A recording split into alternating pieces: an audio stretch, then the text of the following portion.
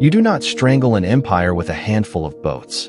For decades, that was the rule. Great powers fell to armies, to carrier fleets, to decisive battles where steel met steel in daylight.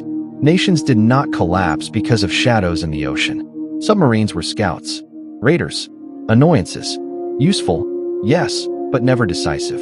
The Imperial Japanese Navy believed this with absolute confidence. They built battleships weighing 70,000 tons. They trained carrier pilots to land on pitching decks at night. They planned wars around surface engagements, around honor, visibility, and control.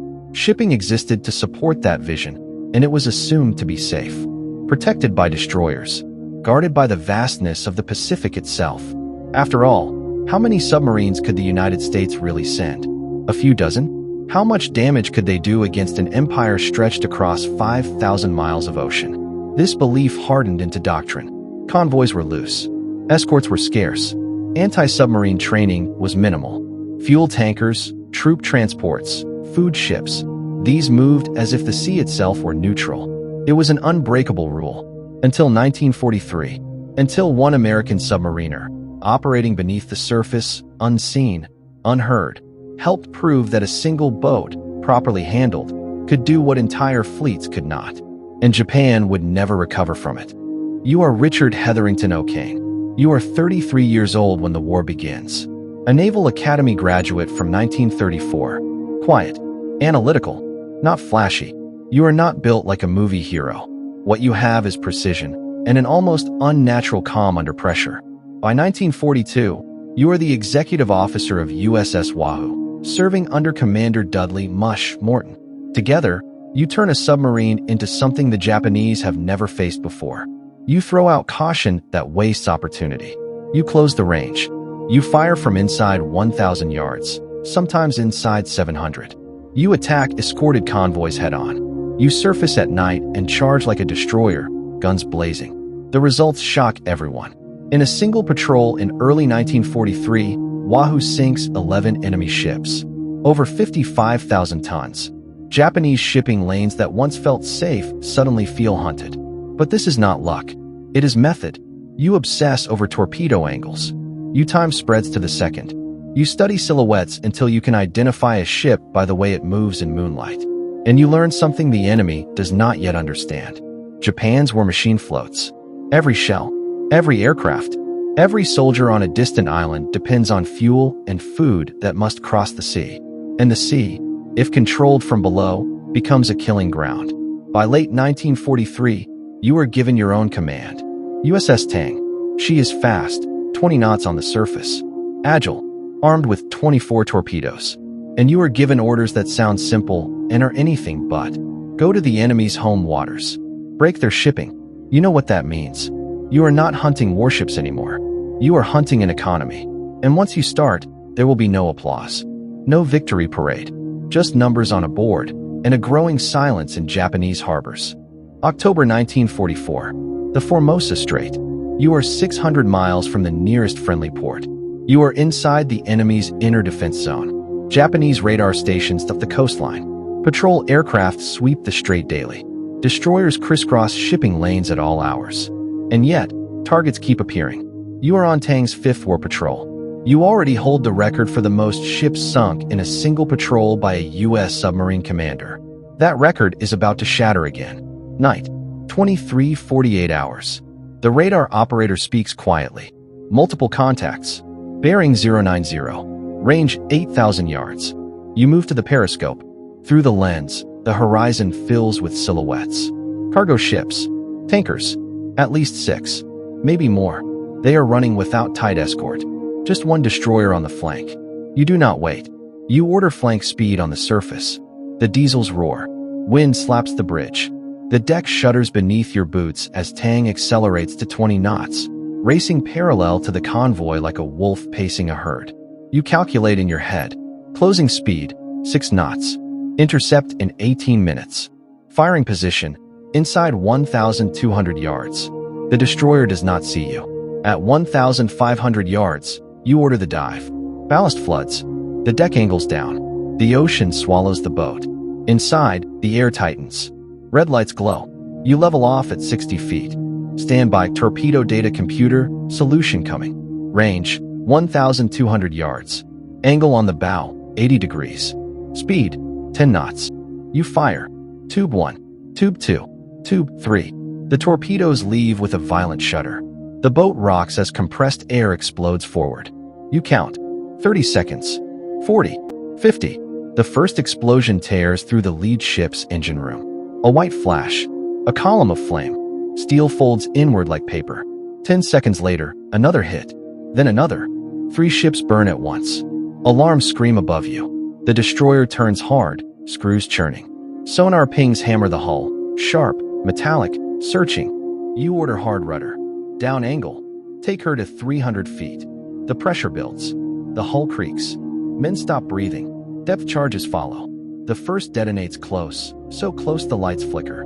Tools crash to the deck. A gauge shatters. The second hits farther away. The third is distant. You wait. Then you turn back. Because the convoy is still there. Over the next 4 days, this repeats again and again. October 24th, October 25th, October 26th. You attack at night. You attack at dawn. You attack in rain squalls and moonlight. You fire spreads of 4, sometimes 5. You reload in minutes, not hours. You surface between attacks, daring the enemy to see you. By October 25th, Tang has sunk 10 ships in 48 hours. Total tonnage, over 39,000 tons. Japanese radio traffic spikes. Destroyers converge. Aircraft drop flares at night, turning the sea white. And still, you keep attacking. On October 25th at 23:30, radar picks up another convoy. You are down to your last torpedoes. You decide to finish it. You approach submerged. The destroyer zigzags aggressively now. They have learned. Too late, but learned. Range, 1,800 yards. 1,500, 1,200. You fire your final torpedo. It runs. Then something goes wrong. The torpedo circles. You know instantly.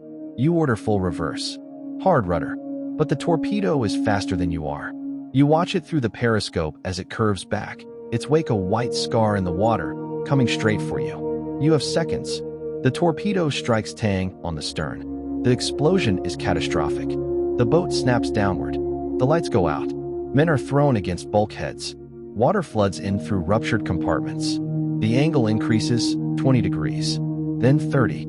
You fall. From 180 feet. To 300. To 400. The hull groans like a living thing. At 500 feet, the pressure is unbearable. Tang hits the bottom. Silence. Of the 87 men aboard, 9 survive the sinking. You are one of them. You escape through the forward torpedo room, using a Momsen long, rising alone through 180 feet of black water. You break the surface surrounded by burning wreckage. Japanese escorts pick you up hours later. The patrol is over, but the damage is done. If you find this kind of forgotten military history as fascinating as we do, we'd be honored if you'd hit that subscribe button. We believe these stories of courage, sacrifice, and precision deserve to be told. And by subscribing, you help us ensure they aren't forgotten. What Japan doesn't know, what it won't fully understand until after the war, is how catastrophic this has been. By late 1944, American submarines make up just 2% of the U.S. Navy's personnel. They will account for over 55% of all Japanese merchant shipping sunk. More than 1,300 ships. Over 5 million tons. Oil shipments from the Dutch East Indies fall by 80%. Factories shut down. Aircraft sit idle for lack of fuel. Entire island garrisons starve without ever seeing an American soldier. Japanese destroyers burn fuel chasing ghosts. Convoys shrink. Routes change. And still, ships keep disappearing. By 1945, Japan's navy cannot train pilots. Its fleet cannot sortie. Its cities go dark, not just from bombs, but from lack of power. The empire is not defeated in a single battle. It is suffocated, and it never recovers from the realization that the sea, once its shield, has become its executioner. Richard O'Kane survives the war as a prisoner. He weighs 93 pounds when liberated in 1945. He will receive the Medal of Honor, not for one patrol, but for a pattern of excellence that rewrote naval warfare. He will command submarines in peacetime.